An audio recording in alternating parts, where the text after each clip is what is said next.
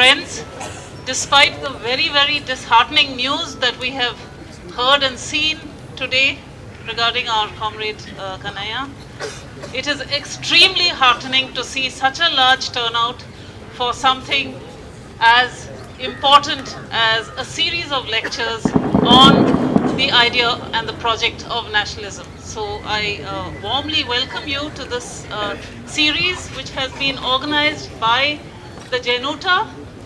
By organizing this series, I want to also say that despite what Sheila said, there was no mystery to the series. It was put together only as recently as this morning at 11 o'clock. I am technologically challenged, so I could not upload it as quickly as some of the younger people here in this audience could. But the name of the series is What the Nation Really Needs to Know.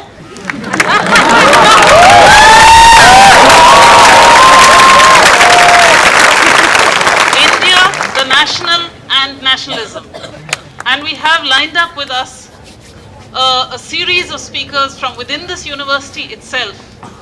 Because we are not here to sing the praises of this university. They have been sung enough by many, many speakers. We are being glorified in many parts of the press, let us not forget. We are here to take seriously what our Vice Chancellor has said to us, namely that we should take our academic lives seriously. That we are here to do that which we are best at doing, namely teaching.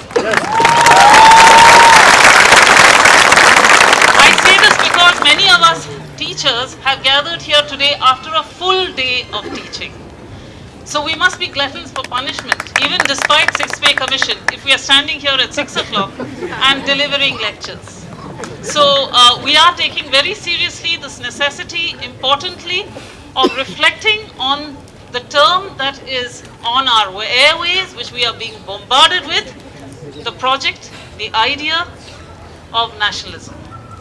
I have a series lined up, and I must say that I have put pressure on my colleagues to commit to giving this series of lectures at very, very short notice. Thank you, Gopal Guru, for agreeing to be here. He has rushed here from Delhi University, where he was addressing the Ramjas College students this morning. He was supposed to chair a session this afternoon, but he has given that up to be with us here today. There is no mystery to what he is going to talk about. The inaugural lecture in the series is What is the Nation? And I think some of us are genuinely confused about what this nation is. We need to have these teachers from various disciplines, and the teachers are coming from history, political science, regional studies, and so on, to tell us what this nation is. Is going to be followed tomorrow by Professor Arisitas, who is here as the Bhagat Singh lecturer from South Africa. He will be talking about South Africa meets India. On Friday, February 19th, Professor G. Arunima will speak on the nation and its regions. How does it all add up? On February 20th, Saturday, we will continue this program with Nivedita Menon on The Nation is a Daily Plebiscite, Thoughts on Nationalism. That lecture will be delivered in Hindi. On February 21st, Aisha Kidwai will speak on languages or mother tongues, India's constitution and its linguistic diversity. On February 22nd, we will have Achin Vanayak speaking on the power of nationalism. On February 23rd, we will have Mridula Mukherjee speaking on civil liberties and Indian nationalism. And on February 24th, Tonika Sarkar will speak on Gandhi's nation. So we look forward to a very, very interesting series of lectures on nation, nationalism, and particularly the ways in which it concerns India. Over to you, Gopal, please. I think this subject is important because we are finding different definitions of nation. Some definitions are not definitions, they are simply unwarranted judgments that we know nations, you don't know. So you have to act according to our understanding of nation. So I get this judgment in Munirka. I get this judgment in on the Facebook. A wrestler is asking questions. He's written a poem on how bad things are happening in JNU, and the whole nation is in danger. So this is a serious problem that we are actually being confused about the very idea of nation. On the other hand, how does one really understand nation or nationalism? Is it something which belongs to emotions, where easy, free-floating judgments are available? People of any kind can make judgments on JNU students and teaching faculty and non-teaching faculty, as if we don't understand nation, they only understand nation. So one argument is coming, one response is coming from emotions where there is no argument. Now the other response is from here. All of you are gathered here, and I don't know whether I should really speak to you, because you already you know, you belong to the sphere of argument. Nation and arguments are very closely tied to each other, and therefore you have to really offer a very reasoned, deep response to the idea of nation, and this has to be taken forward, and we have to work not only within ourselves but also in the society, because people are being misled that what is nation is some very very devilish construction of the other. Can you really define nation in terms of constructing the other who is problematic? You cannot. I mean, it will be. I mean, if you constructing nation in terms of constructing the other as a devilish other would be actually very very dangerous, and it will only invite some kind of takeover by the fascist forces. So I think we have to really go with serious thinking about nation. Now, if I am arguing out with you, what is the basis of my argument? How do I understand nationalism and nation? Sorry? Okay. So, how do I understand nation? For understanding nation, I have to first of all imagine nation. Excuse me. Imagining nation, and people are written. I don't want to really quote the scholars. This is not though it is a class, but I don't want to quote the scholars who worked on nation nationalism. Nation has to be imagined, as far as I can understand, in terms of the promises the nation is making and the aspiration it is actually offering to the people. So in 1947, we were actually offered the idea of nation offered promises to us and actually offer also aspirations to us. So what was the promise? The promise was to really create a decent nation. Nation which is based on not rumors, not insecurity, not any kind of indignity, humiliation. I mean, people right from this whole the agitation started on the campus, we are being seen as somebody who is not fit for staying in this country. There is a growing stigmatization. You can't build nation on this notion of stigma. Look at you are actually, those who are actually stigmatizing our community on the campus are actually belittling our scholarship. It is a different thing that we don't require certificate from them. But the promise is to really build nation on decency, some kind of a decency. Are we doing that? And to really build that decency, we have made some provision in the Indian Constitution. So there is a close connection between Indian Constitution and nation, which we imagine as a decent nation. Now, what are we aspiring for? We are aspiring for there should be all kinds of asymmetries be eliminated from within the country. Okay. Now, what are the asymmetries?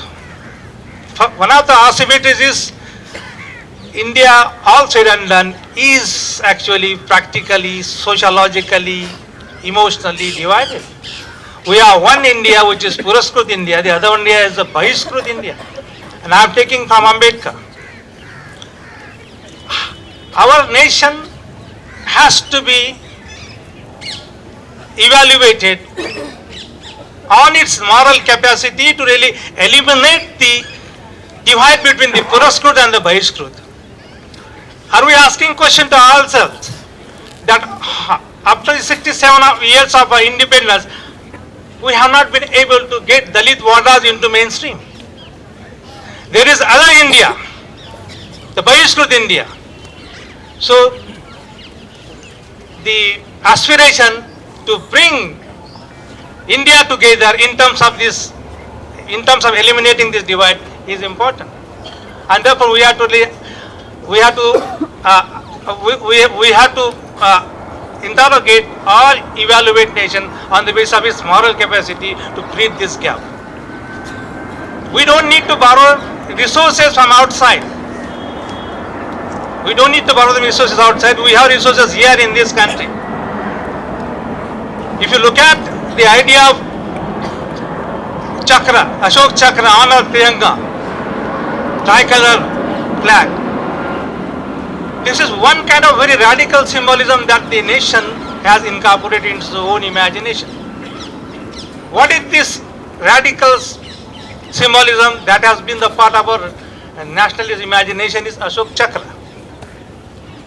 And if you really interpret it in terms of its hermeneutic capacities, you will find that the nation has to be revolved, has to be made radical in terms of actually changing spaces.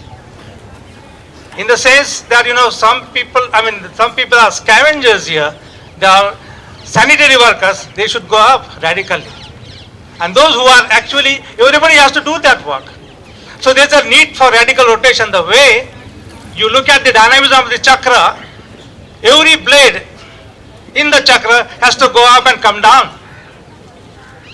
And in this rotation, what a powerful symbolism we have got in terms of this chakra. And we have to insist on the state to see that this chakra actually acquires that required dynamics. We as young scholars of this university has to ask the political class to what extent they have actually pushed this mechanism ahead and facilitated this rotation and achieved this radical dynamism that is entailed in the chakra. This is one important symbolism that can actually defeat other symbolisms. Now, for example, we have nationalism which is articulated in terms of symbolism. And we have a very strong symbolism of Mother India. Is it not? So you have a choice, which symbolism is stronger? Mother India symbolism or a chakra symbolism? That's it. It's a Samta chakra, it's an egalitarian. So the nation has to be based on this kind of some kind of egalitarianism, and that is there in our Indian constitution and in our philosophy of Buddhism. Now, the point that was being raised in teachers' unions meeting, what is the relationship between nation and state? Is there a relationship? Which is important? I think the nation with benign forms, benign take as we have mentioned, that nation cannot really downgrade, cannot really treat some people as second-class citizens. So nation is the, if you really want to frame your question within nation, there are scholars who do not want to frame their questions in nation. They are gone beyond nation, post-nationalism, all that. But that's a debatable point, academic point, we can take it up later. But what is important for us to really foreground the normative character of nation. And to that extent, I would say we still require to really pitch up your argument within the normative frame of nation. And I am to that extent a nationalist. Because I want a nation which is normative in character, which doesn't really treat people badly. Now, if you really want to sustain and promote, harness this essence of nation, which is normative, nation cannot do it on its own. Does it do it on its own? No. I just wait for the aircraft to pass. So nation is an abstract category. As I mentioned, nation cannot be defined in terms of the borders alone and the physical character of nation. That is what people do. I mean, that is the dominant definition that they pick up, the dominant character of the nation they pick up. Because that is easy for them to construct the other. The border is a very, very important, weapon in the hands of those who want to create the other beyond the border. And that other is all the time transgressing boundaries. Therefore, you are actually taken for a ride. Oh, look at this. That I am not taking into consideration. What is important in terms of understanding nation is this essence as to how it really actually deals with question of poverty, question of casteism, question of gender. We have never understood. Nation also has a very deep patriarchal angle to it. When the question of caste was being debated outside the nation, in Durban, the government of India said, look here, it is an internal question. It's a family question. Nation is given a patriarchal color. So there is a head sitting at the top. That patriarch is very, very fair in his intention and his intention only. And he will give you justice. So don't take this caste question to the international fora. So there is a deep patriarchal angle to nation. Okay, just there is a Mother India patriarchal angle, there is also other angle to it. What we are interested today, as the thinking being, as argument, I think this is an argumentative collectivity. It is not emotional collectivity, it is argumentative collectivity. Therefore, our responsibility is to really keep this argumentative capacity intact and also enhance it. Therefore, I would always request you, when it is a class going on, slogans are always needed, but in classes, there are no slogans needed. Because you are an argumentative being. You are an argumentative being where slogans are important but not immediately urgent. Okay? So I hope you understand this point. Essence of the nation, who will do it? It is the state. The state has to play a very supportive role through the Indian Constitution and legal interventions. We are skeptical about all these legal and the bureaucratic and the police things as it is unfolding itself in terms of very, very undefendable bias. But you have to actually defend this essence of nation through constitution and state. The point that we have to remember here is if the state is becoming overriding our nation, what happens? Today it is being seen as state is becoming much more prominent than the nation. But for your own reasons, you are actually trying to define nation. One political party is trying, one government led by one political party is thinking that this politics of that party is much more important than this nation. So there is a serious problem. If it is a welfare state which is responsible about the future of this benign nation, then that state has to take plebiscite on every day. I mean, Nivedita is going to speak about this. We do not ask question, how many of us really exist within the nation? How many of us are really visible within the nations? How many of us are claiming nation? Do we have any kind of moral authority to claim this nation? Do we relate ourselves to nation? Is the question. So if when you are deviating from nation, It is the duty of the state to see that you actually connect yourself to a nation through invoking everyday plebiscite. But here the situation is different. Instead of asking question to itself, the state is actually framing people. State is framing people, and that is much more serious. I mean, you should have your duty, your responsibility to see that you actually perform a national interest. And that national interest is not militarization. National interest to see that people are not hungry. They don't commit suicide. Farmers don't commit suicide. What kind of nation are you talking about? You don't ask questions to yourself. So you are actually in a way deviating from your own responsibility, constitutional responsibility. So there is a tension between nation and state. And state is becoming much more powerful than the nation. So I think for a very, I'm suggesting already that should we really recover a nation? And in order to make a recovery of nation, you have to fight all the residual liabilities. And one liability is patriarchy. One liability is patriarchy. We have not been able to really deal with this problem. There are some others. I mean, I just remember Rohit Vemula's poem, the last 2-3 lines. And you should think about it. It's a very profound line. That if the nation is creating void, emptiness in your life, what kind of nation I am living in? What is that void? What is that emptiness in Rohit Vemula? That he was known as a star on his caste certificate. People knew Rohit Vemula as somebody who only has been reduced to star. That stitch mark on this.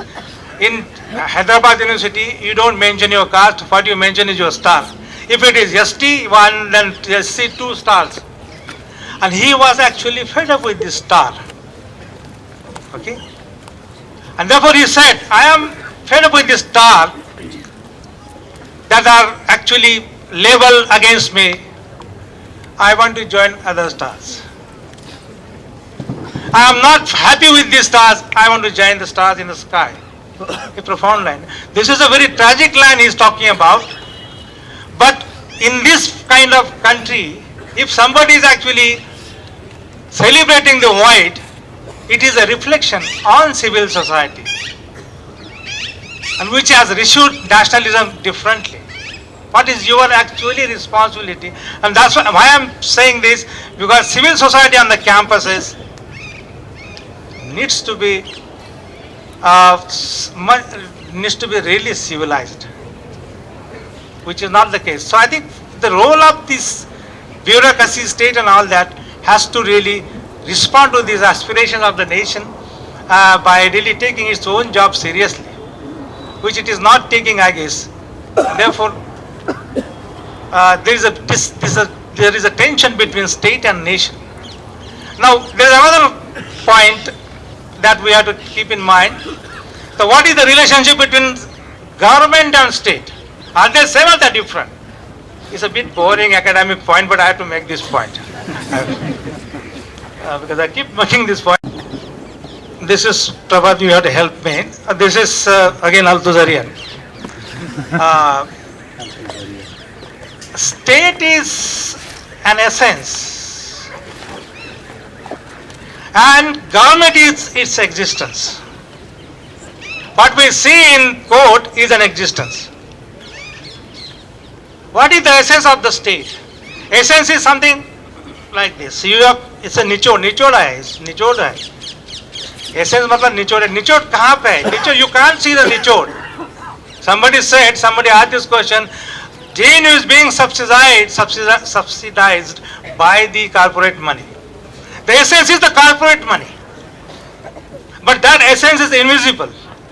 It only sustains the existence. Actually, it shapes the existence of the nation. That is government. Okay? But if government, because of certain ideology, is overriding over the state, then it is a problem. So I'm already indicating three levels of problems. One is nation and state, and the rift between the two, and another rift between state and government. So it's a big problem, my friends. Do you want to restore nation? Yes. In what form do you want to restore nation? In its benign egalitarian form? If you want to really restore this nation, what kind of state do you want to really invoke? Or you want to have control on? State which is not anti-people, which is not anti-minorities, anti-margin. State which is responsible for actually meeting these aspirations that were promised.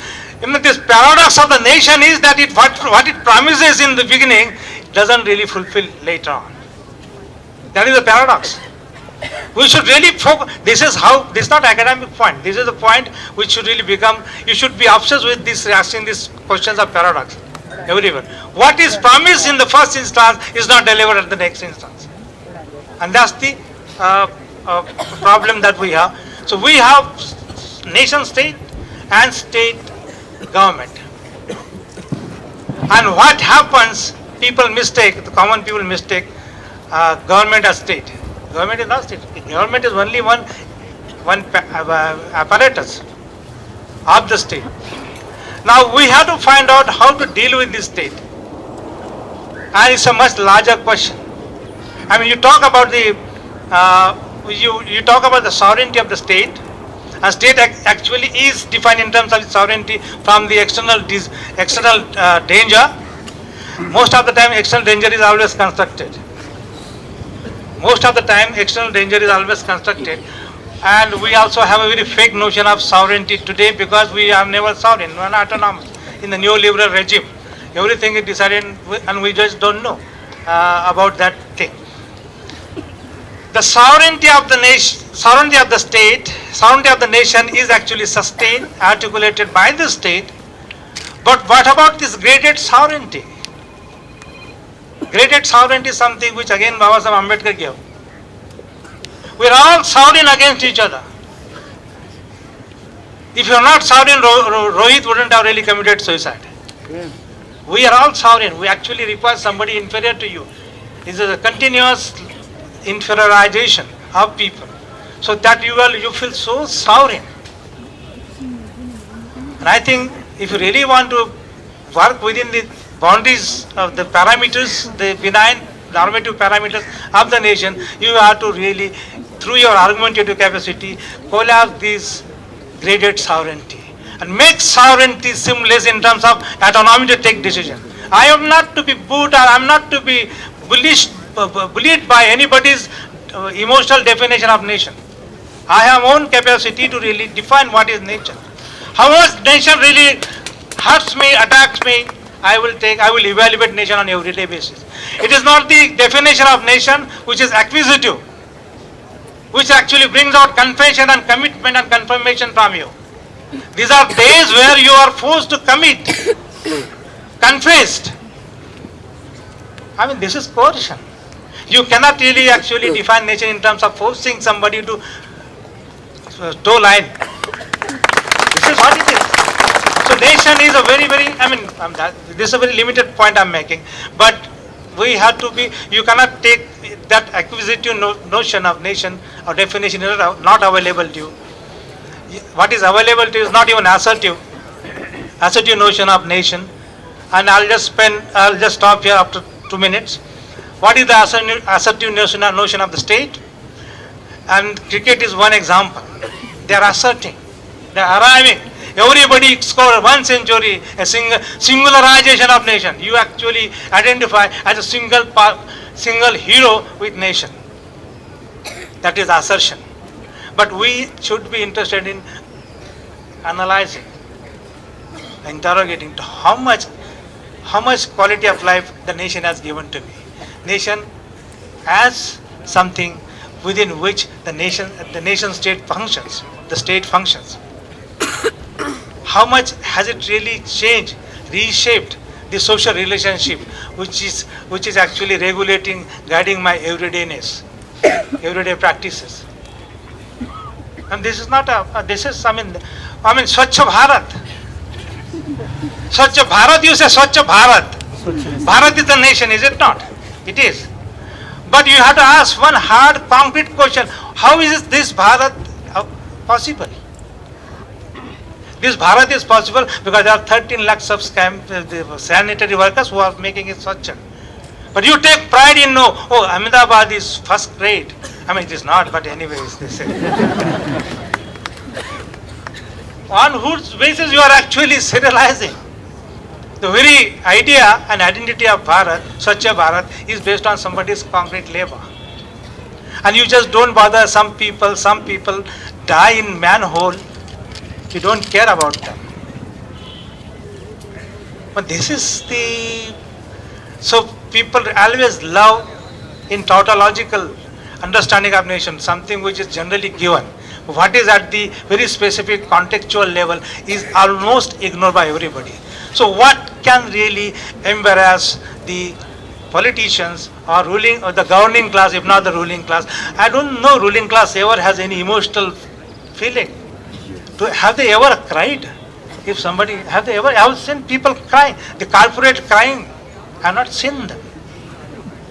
There is, I mean, that's why the invisibility of state. They have actually separated the social from the economic. Whatever is happening in the sphere of social, it is not their concern. They are very insensitive. If it is sunsets going down, last week, 3,000 crore rupees were withdrawn from the state, from the market, and sunset came down, flashing 800 points.